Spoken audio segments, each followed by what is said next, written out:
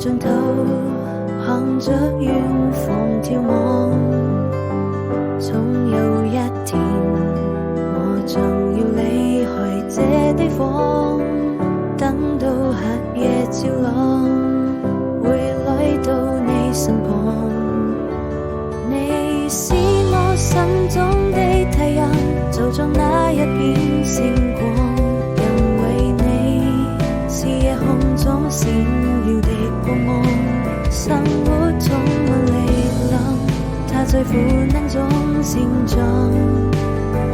現實的臂膀，尋找幸福的避風港，等待那一時曙光。我最愛的你在哪裡？在我耳邊響起，讓時